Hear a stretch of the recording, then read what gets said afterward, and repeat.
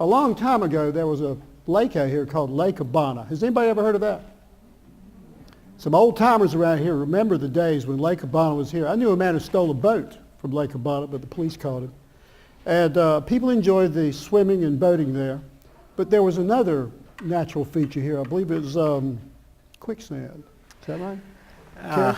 Well, we have heard that there was indeed quicksand near the property, but it was actually allegedly located over near the cyclorama. That's where my boys play. You still have all of them?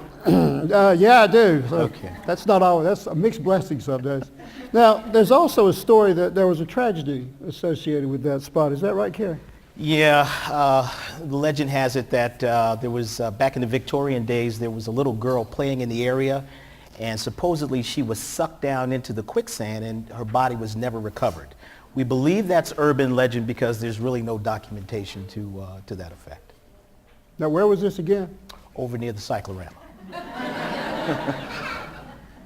Watch where you're going on your way home tonight, folks, if you're walking that way. Now, Cary, I got another question for you. If animals here could talk, are there any here who could tell us some stories from, Grant Park's really early days? Probably not, because that would make the animals over 100 years old.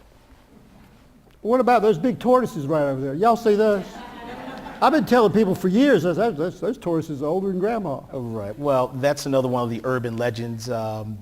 Although Aldabra tortoises can live to be over 100 years old, we don't believe any of ours are older than 60. So if you come back in about 50 years, maybe they can tell those stories for you. You mean they're only 60? I demand a refund. All right, Charles, I'm going to put you on the hook. What? As noted, you've been here longer than anybody else. Are there some physical features from the zoo's earlier days that still exist that people can see or maybe not see? Well, I don't know. How many are from Atlanta here?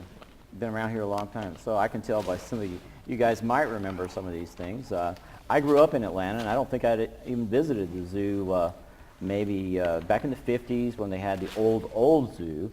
You know, this place has been condemned a couple of times. Right.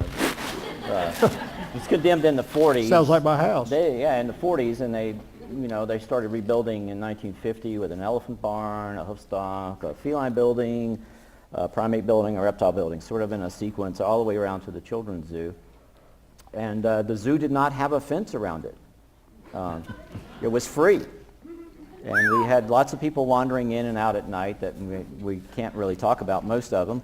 But if you remember, or any of you recall, you'll see some old marble, some very nice ornate marble work if you come into the Boulevard parking lot. And when you come down those stairs in that general area between where the cyclorama is and the zoo, used to be the entrance to the zoo. And you could actually see the elephants for free. The old elephant barn was right on the perimeter fence when they first built it. So you can go in and see the elephants for free inside if they were in. Other things that you may not realize is when we started retrofitting the zoo and building what we have now, we did not tear a lot of buildings down. We just covered them up. They're still up there. What you mean, with dirt? No, actually with rockwork facades. Oh. The feline building, which was a wretched place. It was smelly, it was loud. People used to pass through there and torment the animals, make a lot of noise, roar at them. And it was impossible to keep clean. You put an animal in a little box and he keeps, right. And the primate building, which I worked in for a good solid 15 years, and I basically thought of it as a hellhole. But both those buildings have served us very well as being just holding areas for our animals. The old feline building, as we refer to it now, somehow that handle never disappears. No. It's always the old feline building. I don't know why they can't just call it, that building at the top of the hill. It would be easier. Yeah.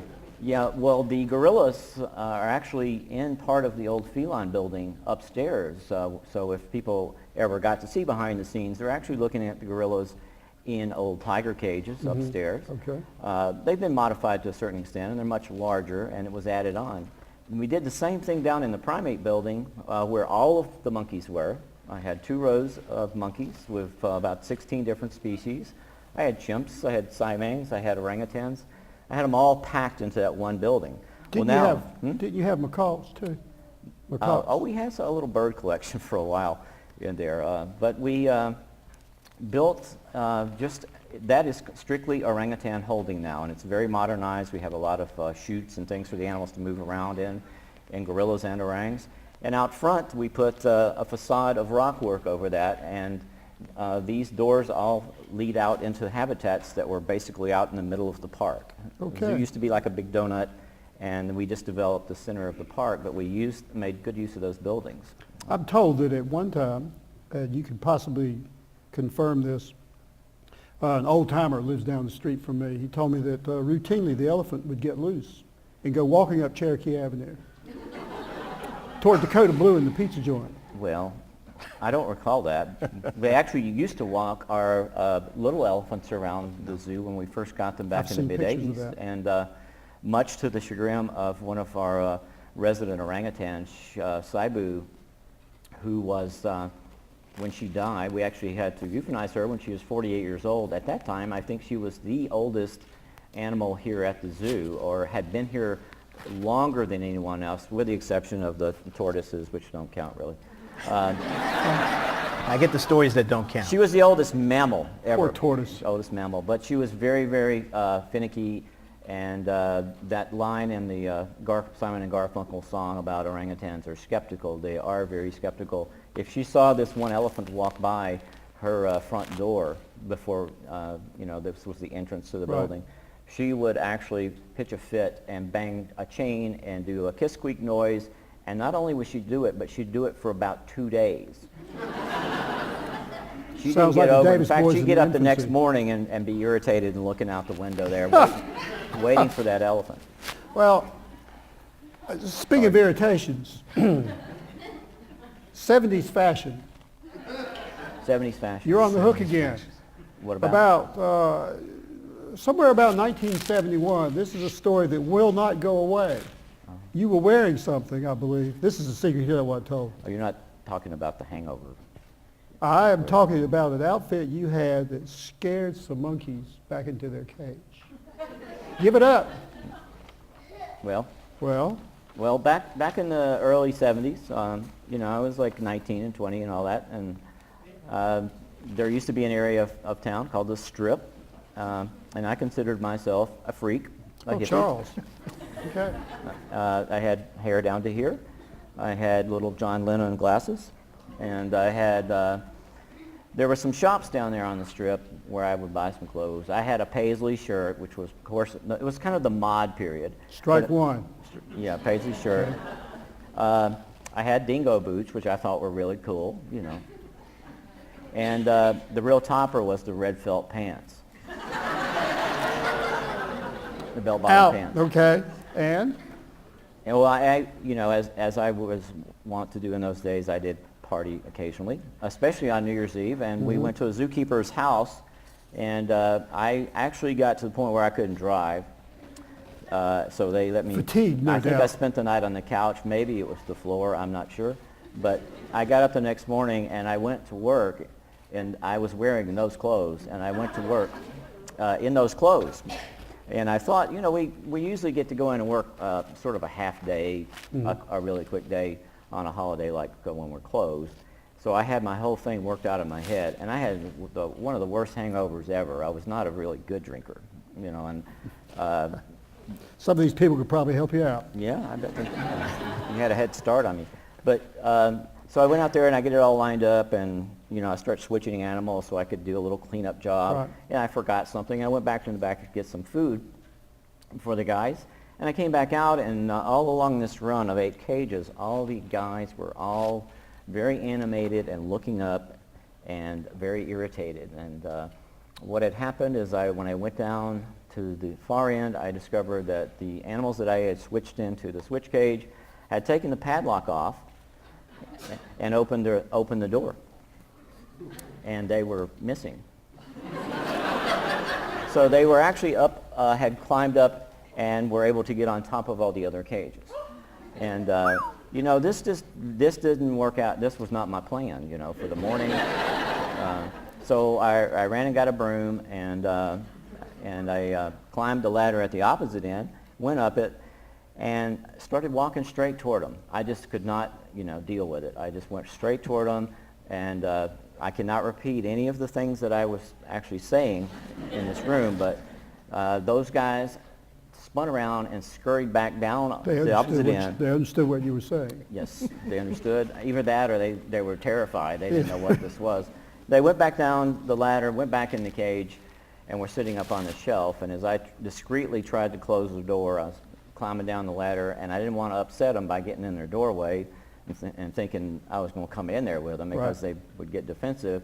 So I reached way down here and tried to close this door with my stick, with my handle. I dropped that, and then I fell off the ladder. And I landed on my back. And I don't know if you've ever knocked the breath out of yourself, but that's exactly what happened. So I'm lying there on the floor thinking any minute now I'm going to be, monkey food. And I got up, and my little broom handle had rolled into the cage with them. And when I got up, they were sitting up on the shelf with my broom handle, gnawing on the end of it. And it was case closed. Everything was fine. All right. Charles Horton, animal expert. I learned all that in the circus. When you got to show them who's boss. I'm going to try that sometime with with your kids. My resident primates. While we're talking about holidays, I want you to tell these people about Santa Gorilla. I want you to tell me. Oh, Santa Gorilla. Who's Santa Gorilla? Santa Gorilla was a well-meaning former zoo director here at Zoo Atlanta. Before he was... Hold on, who was it? Name names. Come on. Terry somebody. We're among friends. Terry Maple. Dr. Terry Maples, okay. Dr. Terry Maple. They did a lot of interesting things here. He had been studying the orangutans' behavior and different things like that, so I knew him before he was ever a zoo director here. And he was a very nice guy, everybody liked to imitate his voice a lot. He was very deep Nice voice. guy. But he wanted to do something for the kids one time there in the old primate building. Then he had acquired a gorilla suit, came in, had a gorilla suit on and a Santa hat, and he would sit on the wall across from where Willie B's cage was, and he would invite the kids to come sit on his lap. Okay. And or the moms would actually try to take him over there. I don't think he got over maybe 2 kids out of the whole morning that he was there. In fact, he got so discouraged he left about lunchtime, and I really kind of felt sorry for him. But so Santa Gorilla did not go over the way he intended it. Well, we're having feedback here. Indigestion. All right, Cary. Yes, sir. You've been I've had you off the hook for a little bit. Does that mean? I don't know. Check the locks. Hello? We'll talk about the ghost later, Okay, that's but this is built on top I'm of the old told bear that's pen. the sound that a bull elephant makes when he's irritated. The Santa Gorilla scare was not the only thing involving Christmas creatures. Tell us about the great reindeer caper of 1980s, I believe. Oh my goodness, the Great Reindeer Caper. Yes, sir. It is also known as, and Lori Perkins can attest to this, she's hiding out there, the Code 1 Caper. Back in the mid to late 80s, we had a program here called Fantasy of Lights where we lit the zoo up, and it was a part of the holiday program. So we brought in some reindeer, to really make it a really festive occasion. And we built a corral just below here where the Ford Pavilion is. So we had a nice corral, and we had 3 reindeer in there. So I'm standing in Flamingo Plaza just in front of the ticket booth, and I get this frantic call over the radio from a gentleman named Jeff Swanigan. Many of you probably remember Jeff as the first CEO over at the Georgia Aquarium. But back then, Jeff was our education curator. And Jeff gets on the radio, and I hear something. This is Jeff to all units. We have a code 1. So I'm in the plaza, and I wrote the code. So I'm like, what's code 1? Well, Jeff had come from another zoo, just like many of us, not Charles. Charles started here, but all the rest of it had come from other zoos around the country. And Jeff had reverted back to one of his old codes. So I get on the radio and I said, this is Cary to Jeff. We don't have a code 1. Are you near a phone? And so it comes back over the radio. Jeff is really excited. He says, yes, but what's the code for reindeer escape?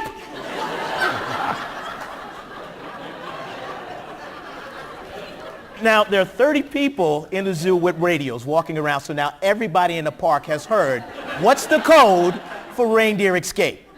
So before I could call back, I'm standing in the plaza, and I look to my right, and I could see these antlers coming up the pathway near the Cherokee Avenue parking lot. And I'm standing in the plaza, and I'm standing near the booth, and I see one of our horticulture workers working on one of the plants, and she barely looks up like this, and here come the reindeer. It was Marcia McDougal. Some of you knew her. Jane Barron, you knew her. One of the reindeer comes and jumps over her head. She ducks down. Here come the other two. I'm standing by the gate. I run over to the gate. There's a security guard there, and I say, shut the gates! So all of a sudden, all 3 gates come slamming down. Bam, bam, bam. The reindeer come running straight towards the booth. They the 3 of them make kind of a U-turn. They stop over by the flamingos, waved. Then they started heading up the main spine. They take a left into the Masai Mara. And back then, our maintenance staff used to ride around in these ATVs, those little 4-wheel vehicles. So can you imagine, we've got a maintenance guy on an ATV during regular business hours while there are people in the park chasing 3 reindeer. Now, this was a sight to be seen. Now, if that was it, I know it would be a great story, but it continues. So please bear with me. The reindeer get up past the gorillas and they head up towards the maintenance area, so they get on the back road. So this same maintenance guy, Terry, yells over the radio, I've got them cornered over by giraffe quarantine. They're right here. So we get on the radio and we tell all of the people who are going to go with the recapture team, okay, stand by right there and we'll be right there. Like 5 seconds later, we hear some go, oh, the reindeer kicked me in the shin and he took off.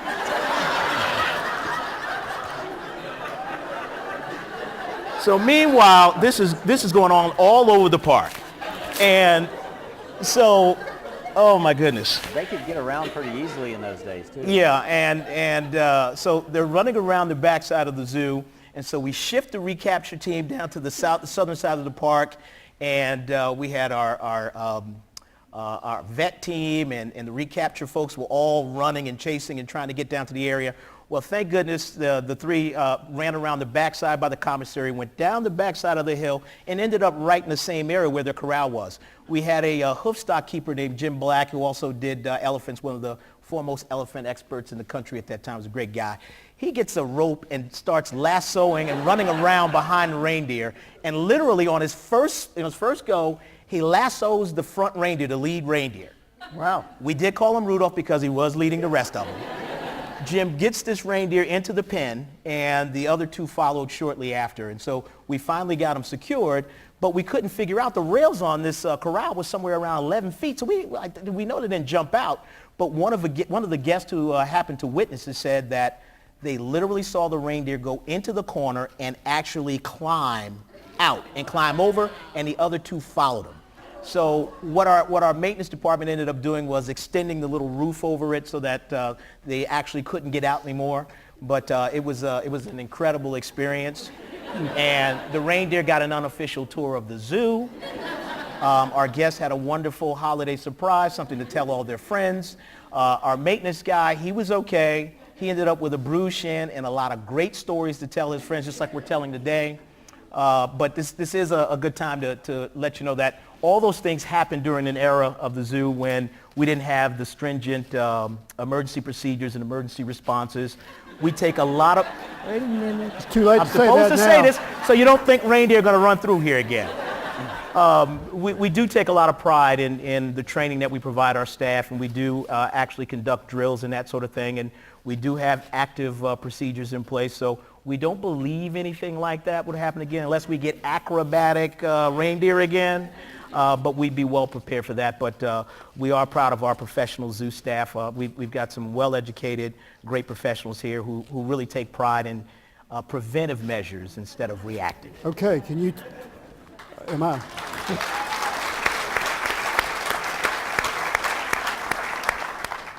Do you have a code 1? Am I turned on? Can you hear me? Okay. Do you have a code 1 now? No, we still don't have a code 1. Well then, Hey, you know what it is? training's not complete. You know what it is? Code Brown. Code Brown? Because you're in, And deep. When it happens, got it? I don't know. He made them up. Okay. Must have been. Charles coached me on that one. Because yes, we are in deep, you know what, if something like that happens. Well, folks, here's the thing. That's not the only isolated animals gone awry story we have. Tell me about Ayers, the orangutan. Ayers. Charles.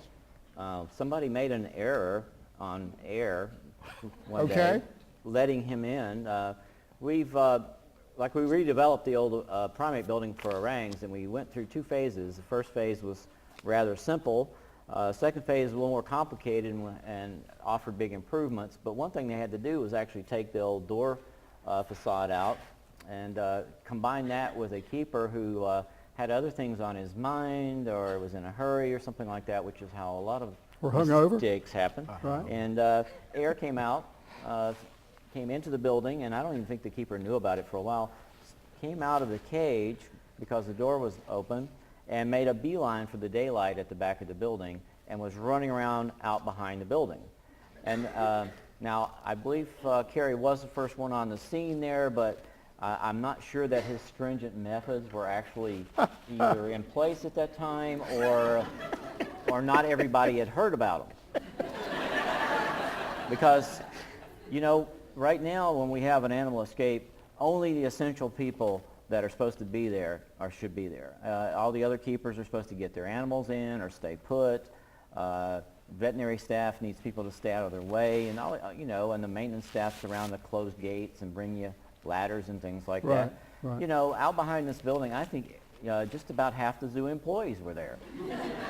And there was a huge circle of people all watching this orang run around, and in fact, the orang did get a hold of one of the keepers and was holding her leg. I think it was in an affectionate way, not hostile, but it was worrisome. He also decided to wander off toward the toward the reptile gate, toward the public, and I knew he didn't like me very much, and I never really liked him either. So it was a mutual, we didn't like each other. Male orangs don't like other guys as much as they like women, obviously. Well, it's not limited to that species. So I actually went behind him and aggravated him a little bit to get him to come after me. So he's chasing me back up the hill, which was appropriate, but he could run a lot faster than I thought. And he started throwing things at me. I thought that I could lure him back into the building, but he stopped outside the building, picked up a concrete block, Huge, and tossed it, and I thought it was coming my way. It actually went back over his head, so he wasn't a very good underhand thrower, but he threw a concrete block about how you and I would throw a brick. So a very powerful guy. He wound up on there's an old building that used to be there called the Ed Lab, where we had our education animals. Right. There were people inside that building, and he wound up on the porch of the building. And we called the guys on the radio inside there and says, whatever you do, don't come out of the building. And they obviously knew what was going on. They said, you don't need to worry about that. We didn't find out until later that both those people were in there holding on to the door, with their hands, because they didn't have a very secure lock. It was one of those exit push doors. So they were pulling that thing and holding on for dear life. Meanwhile, Air starts tearing the banisters off and ripping that porch up board by board and tossing it up in there. He made a shambles out of the entire porch until our vet tech got up there and managed to sneak around the corner while he was occupied. He did kind of give it up and just sat there on the porch, and while he was staring at one of us, she was able to dart him from behind. You remember it, right?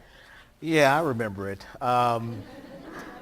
It's a really interesting thing when you're the first person on the scene to witness an animal escape. Back then we didn't have a lot of computers. We were doing our budgets, and I remember exactly it was lunchtime. And I happened to be at this trailer that was right across from the orang holding building when this went on. And the code comes out and that there's an orang. There's a orang out, and I'm like, I'm right across from here. I said, this must be a drill, you know? So I look outside. I'm going to stand up for a moment.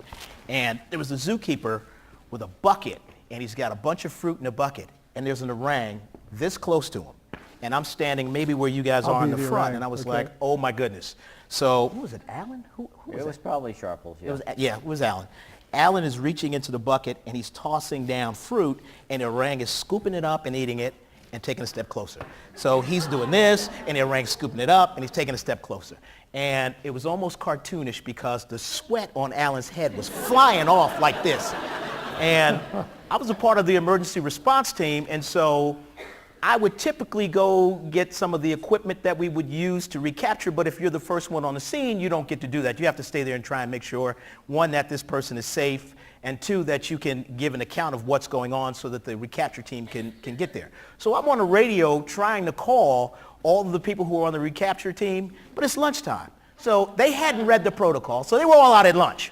So that's why so many of the other keepers actually came to that location, because they kept hearing, no, Jim's at lunch. No, so-and-so's at lunch. And at that time, we did have an emergency, but the team responded and reacted very well. It was a very scary situation, and when that orang started pulling up the stairs and grabbing the rail, which was actually a 4x4, and picked it up and swung it around like this, we all were very, very scared. But again, we have a very skilled team, and we were able to get the orang back inside.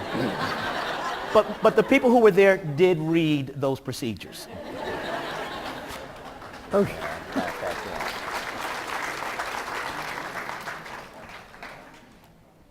Last year, I understand a local dog ran afoul of the orangs, almost. Yeah, what happened there? We have, actually there's occasionally some good stories that happen here. We do have We could use one about now. a lot of things.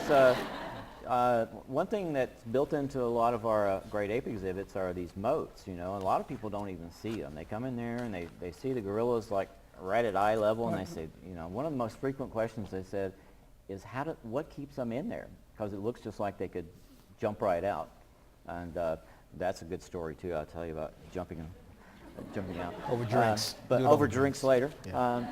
You guys will buy. You guys are buying. But, you know, we have rabbits fall in the moat. We have orangs that go down in their moat and can't get back out. Right. And that's always fun to try to fish them out with a rope while they're actually climbing the rope before you can actually get out of there. We've done that a few times. But this particular incident, you hear the keepers. I'm listening to the keepers call out. They're supposed to make a thorough check of these moats because sticks and things will fall, or tree limbs, or long pieces of bamboo, and I'll say this for one thing about my animals: they're the only ones that are making an effort to get out. All the other guys, you can leave, they don't care, but they're smart, they're bored sometimes, and they are very, very capable of using things as tools. So we have to make sure there's no. They could literally take a long pole and lean it up against the wall, and they will climb up it like a ladder. We've seen that. They will take a blanket or a sheet and sling it onto something and hook it on and climb up it. Oh, what happened to the dog? The dog, this particular dog, he called out on the radio saying, there's a dog in the moat. Now, we've never had that before. We have cats and rabbits and everything else and monkeys, but no dog. And this was not one of your typical dogs that managed to squeeze through the fence. We've had a few of those kinds of incidents, and we spend most of the morning trying to catch them and chase them out of gate. But this was a poodle. A poodle. Yeah.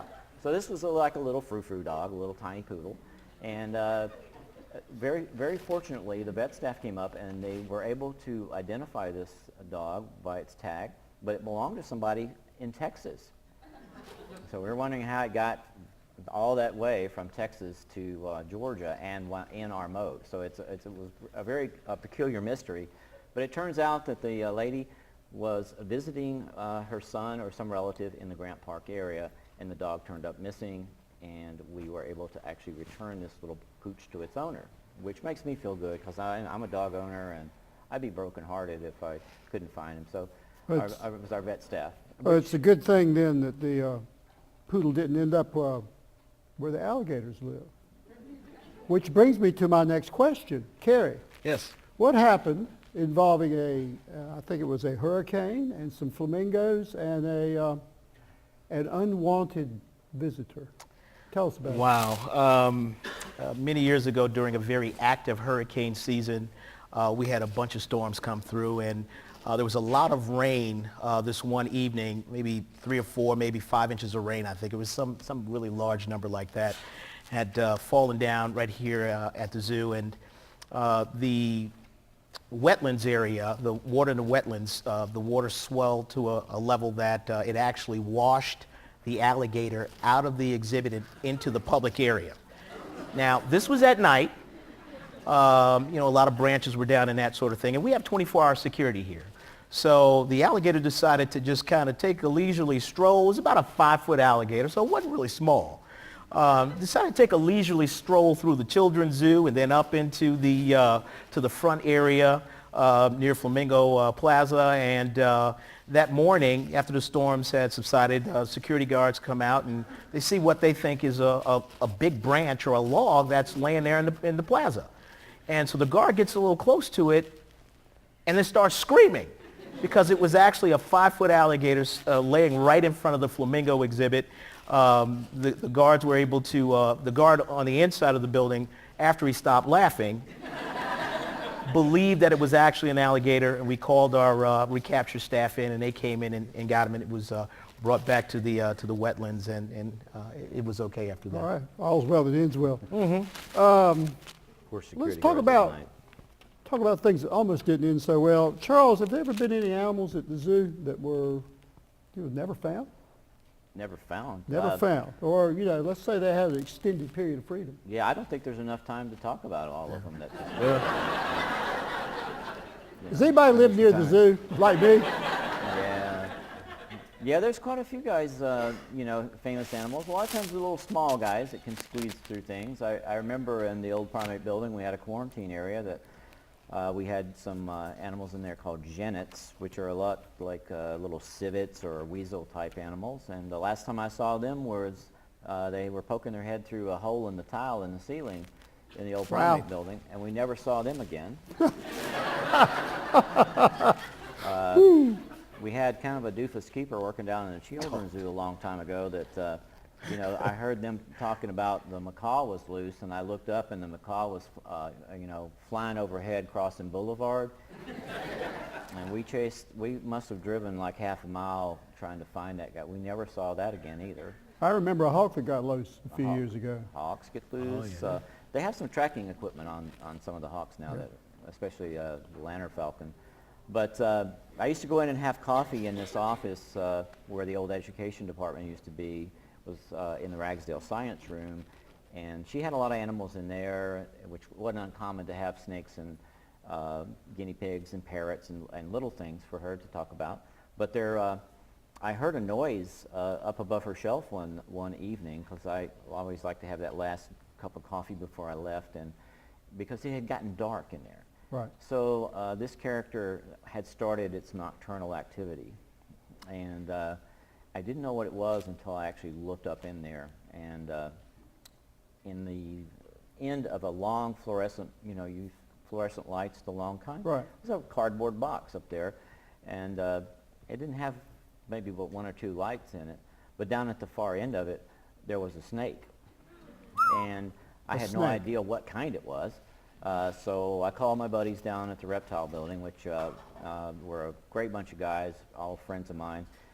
Dennis came up, went up there and hooked it out, and it turned out to be a milk snake that had disappeared from the reptile building 2 years. 2 years prior to me discovering it there. So how it got from that building to another building, and it had been sustaining itself for a couple of years. It didn't look in bad shape or anything, but it was... How big is a milk snake? Milk snakes, I think they can get up to about 4 feet, and they're not too big around, like a king snake. All right. More important question, what do they eat? Rats? Rats, okay, good deal. We're going to come back to rats in a minute. While we're talking about snakes, there was, I think there was a species that got loose in the reptile building a few years ago, and you had to close the building. Yeah. All right, time to dish. What made you close the reptile building? What kind of critter was it? A king cobra. A king cobra.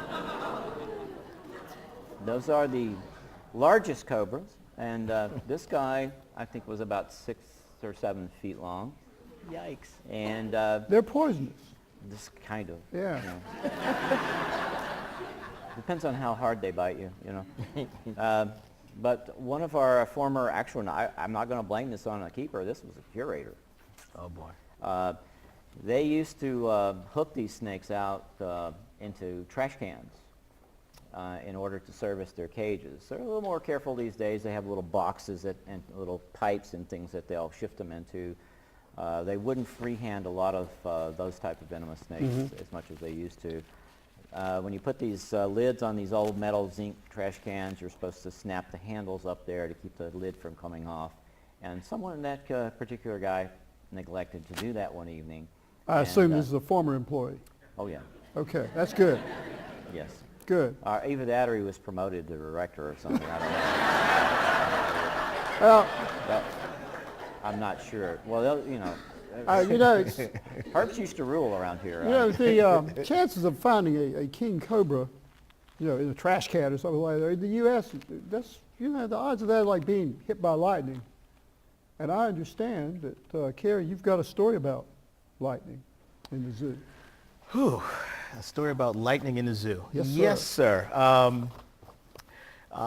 We all live in Atlanta, and Atlanta's famous for these famous pop-up thunderstorms and lightning storms. And one summer we had one of those that came through. It just seemed like out of nowhere.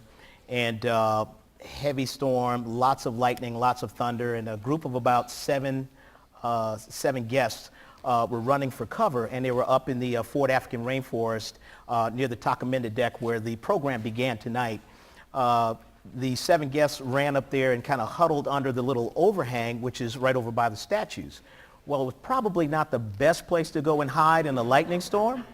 Actually, a bolt of lightning hit and ricocheted off of the statue and actually came in contact with all 7 of the guests.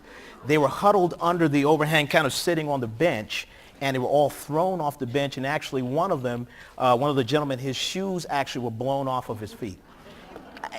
We can talk about it now, but it was a very, very scary situation at the time. We had lost power, and we had to coordinate emergency response and emergency services to come in and to provide medical care for these seven individuals. We also had to try and keep the media type at bay while we tried to do our jobs. But it was a very, very scary moment, and I'm very pleased to say that none of our guests were seriously injured. They all were taken to the hospital for observations, and maybe about 4 or 5 months later, we had a lightning reunion party, so to say. We did bring them all back, and we gave them a behind-the-scenes tour, and we actually did replace the shoes of the gentleman who had his blown off. But yeah, we did have a lightning scenario here that was pretty scary. All right, I'm going to move from the frightening to the more adult topic. This is what y'all been waiting for.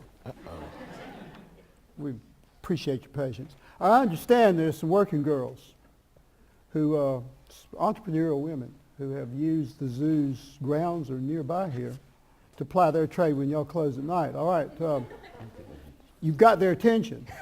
What's this about? Charles, you want to go for drinks afterwards? I think they owe us some drinks for this one.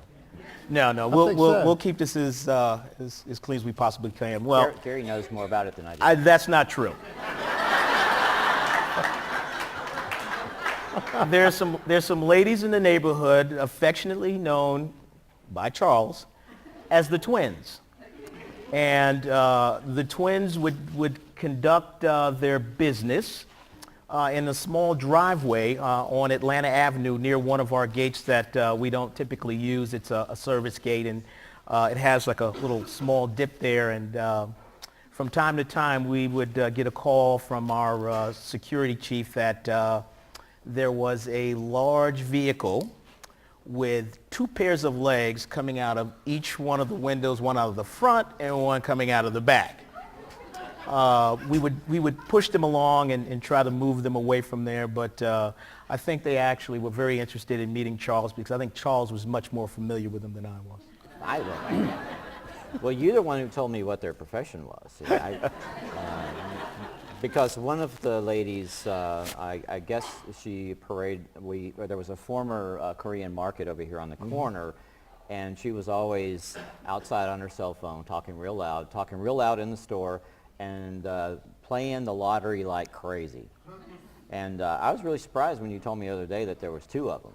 Yeah. They're just like, I could not believe. Well, see, they both played the lottery, and you just thought there was one playing a lot of times, but it was actually two of them. Yeah, that's why, I mean, I was never in that store when she wasn't there. Okay. Playing the lottery. You guys seem to know a lot about these two women, I've got to say. Well, we've been around a long time, so we've been around the block a few times. It's part of our community program with Grant Park Well, Neighborhood. you know, I'm glad you mentioned you've been around for a while, because I know in the 1980s, this Grant Park was kind of a scary place to be, wasn't it? In the 80s? Yeah. Well, No, I'm sorry. Excuse me, the 60s. the 60s. 60s. Oh, yeah. It wasn't all peace and love everywhere in the 60s. Not around Grant Park. You know, when I first started here, some of the keepers that I met, they'd started in 1959 and stuff, and they all wore badges.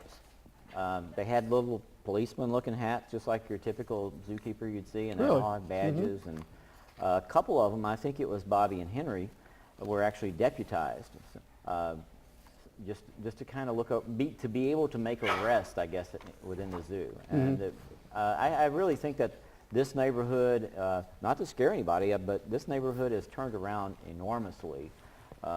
Back in the 70s when they started rebuilding the houses, just like Candler Park and Midtown and Inman Park, all these different neighborhoods.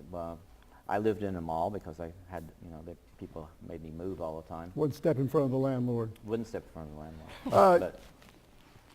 You know, you're talking about scary times. You know, I've been here before. I've had the privilege of going by here at night sometimes. And this can be sort of creepy. It sure can be. Is the zoo haunted? I've been asked that course. before. I want to ask the experts. All right. Of course.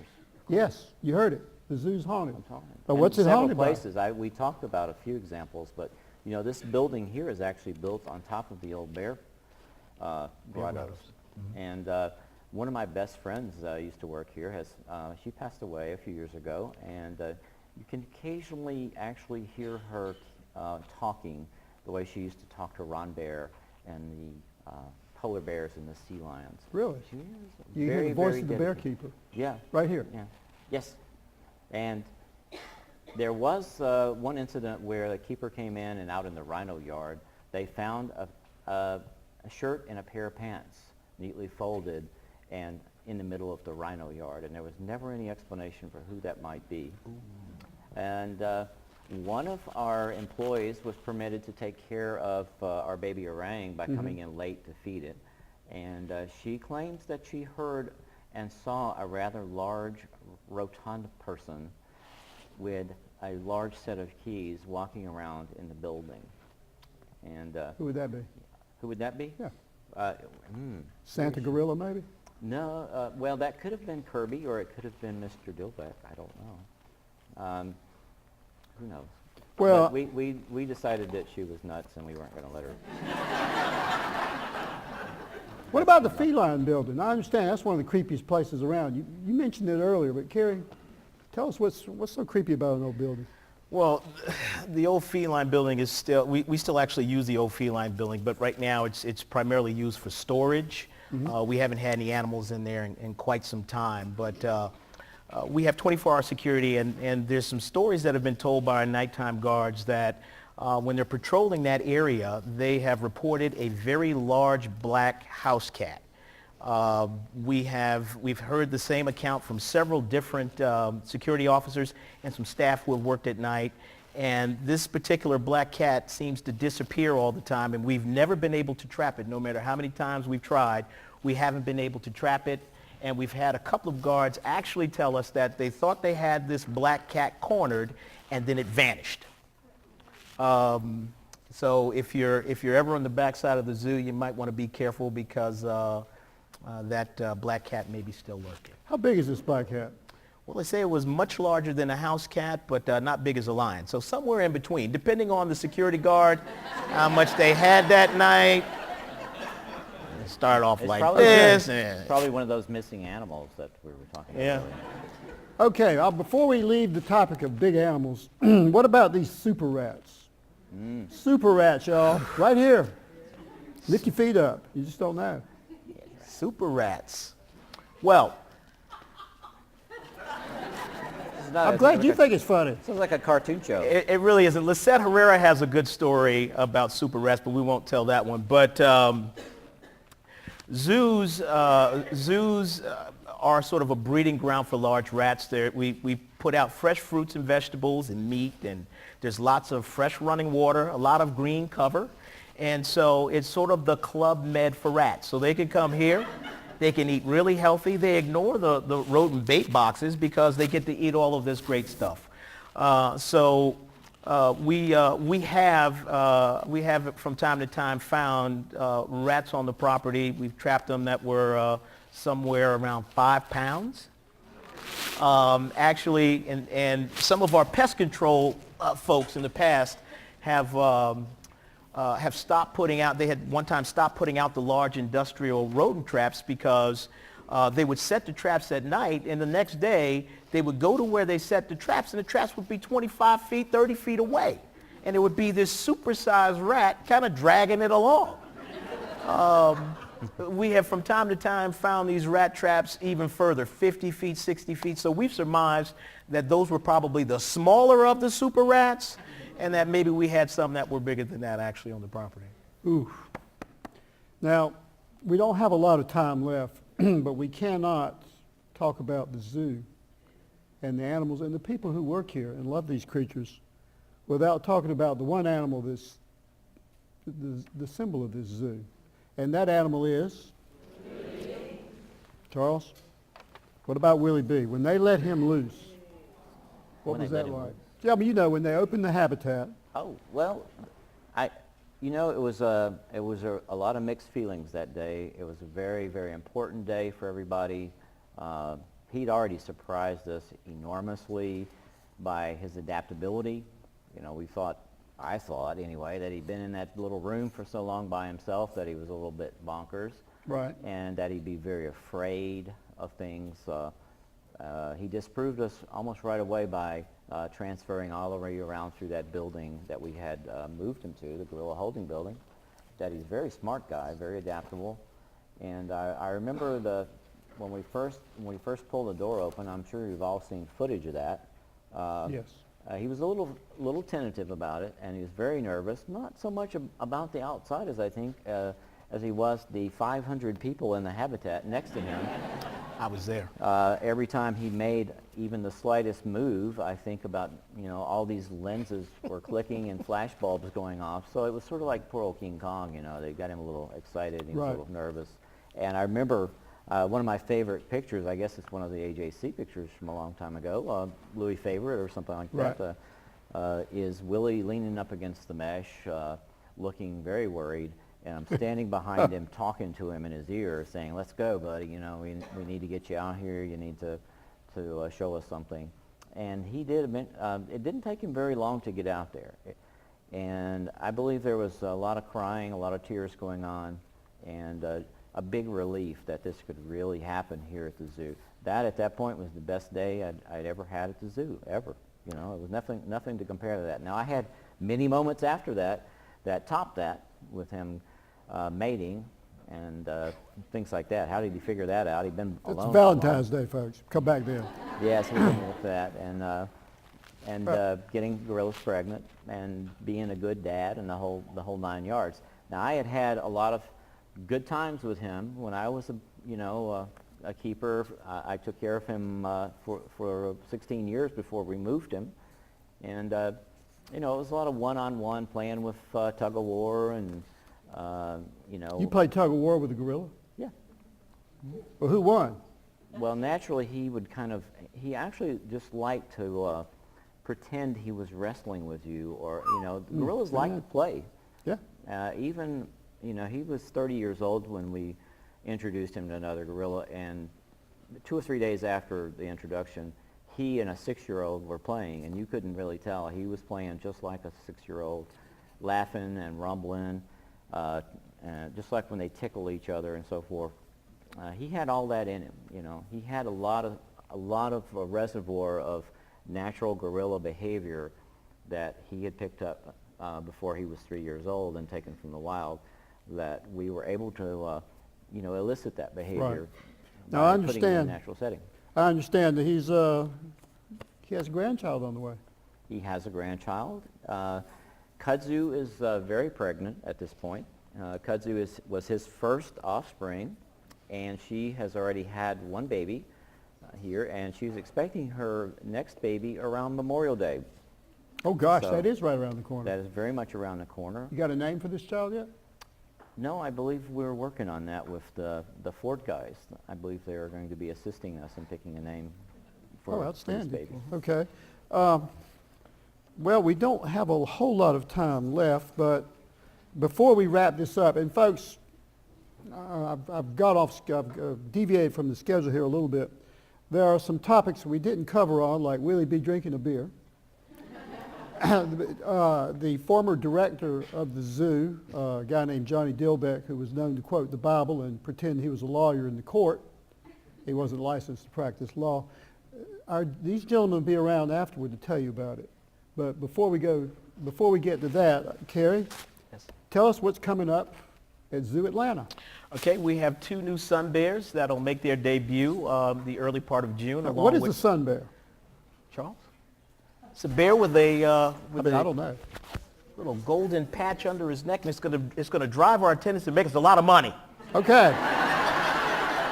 Yeah. Well said. That's what they said about the panda too, but They did. Don't start that. All right. Along with that, we've got 2 new raccoon dogs, and the return of our Sumatran tigers and our Excellent. clouded leopard, as well as a new exhibit called Traitors Alley, and it's going to be a series of exhibits dedicated to showing our guests the serious side of the serious side of the animal trade worldwide and the global problems that we have with that, and we hopefully will be able to educate our guests and entertain you as well. But it's going to be very exciting. First part of it comes the early part of June, so we hope to see you all here, and thank you again for supporting us.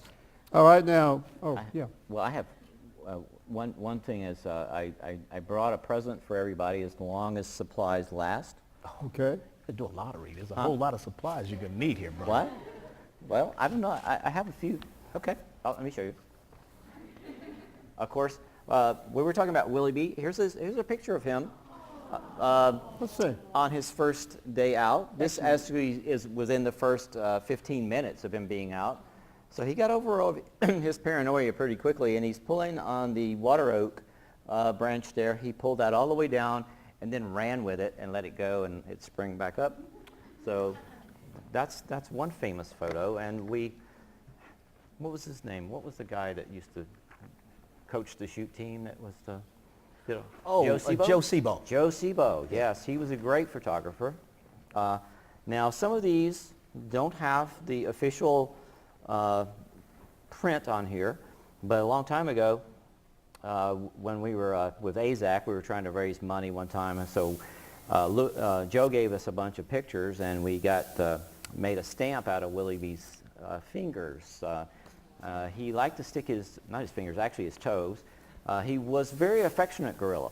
A lot of people don't know that about him because you only saw him out there trying to show off for you and stuff like that. But if you're back in the back and he's real quiet, he actually would stick his foot up, and you can only fit 3 of his toes out of there because his foot was so big.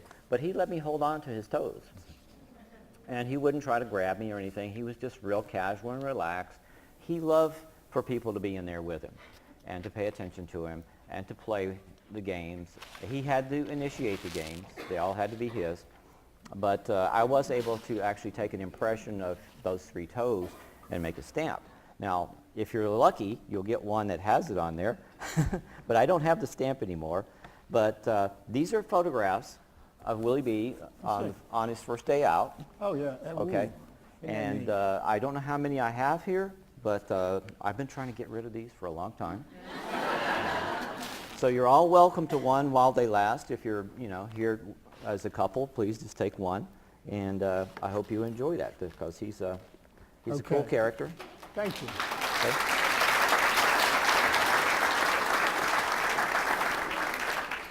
Now, we can't wrap this up. Well, first of all, I want to say thank you all for coming. We're going to leave this open for questions if you have any. Uh-oh. And I'm sure you may. There is one thing, though, that we cannot let these people go back without telling them about.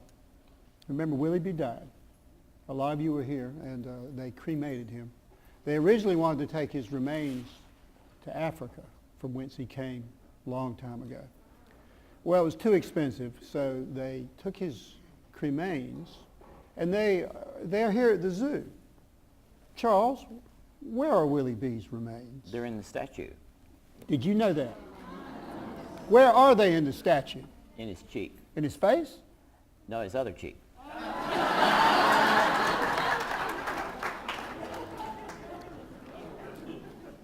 How can you beat that? We have time left for questions. These two guys are full of knowledge. I urge you, don't be shy. Ask questions, please. Anybody got any questions? Yes.